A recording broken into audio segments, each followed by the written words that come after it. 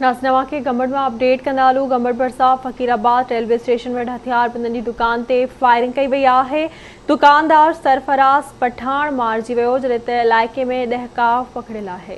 बिल्कुल नाज़रीन, गंबड़ में अहम ख़बर वहां पहुचाई पिया। फ़कीराबाद रेलवे स्टेशन वटि हथियारबंदनि जी दुकान ते फायरिंग कई वई आहे। दुकानदार सरफराज़ पठान मारिजी वियो आहे। तफ़सील मालूम कंदासीं गंबड़ में किशोर कुमार खां। किशोर, छा तफ़सील आहिनि? किशोर, छा तफ़सील आहिनि आगाह कजो।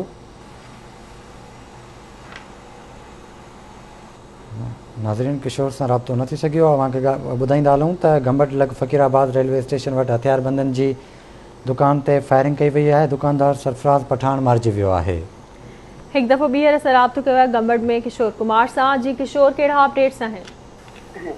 जी बिल्कुल गंबड़ फ़कीराबाद में अफ़सोसनाक वाक़ो पेश आयो है, जिते 23 साल सरफराज़ पठान मथा नामालूम हथियारबंद गोलियुनि जा सीधा फायर करे अंदर जख्मी किया। जख्मी हालत में उतों मकामी मानू पुलिस किम्स अस्पताल में पहुंचायो, जिते जख्मन जा सूर न कंदे नौजवान सरफराज़ पठान मारिजी वियो है। तव्हांखे ॿुधाईंदो आहियां त उन्हनि जे वारसनि सां असांजी ॻाल्हि ॿोल पिणु थी आहे। उन्हनि जो चवणु आहे त असांजी कंहिंसां बि दुश्मनी न आहे। उन खां पोइ जॾहिं पुलिस सां राब्तो थियो त पुलिस पारां हुन इलाइक़े खे सील बि कयो आहे ऐं हुन इलाइक़े खे सर्च बि कयो पियो वञे ऐं फॉरेंसिक टीम हिकिड़ी मोकिली वई आहे, जेको मोबाइल फोन वसीले हुनजी डेटा खे चेक पिणु कयो वेंदो। जी ठीकु आहे किशोर, वॾी महिरबानी अव्हांजी तफ़सील खां आगाह करण लाइ।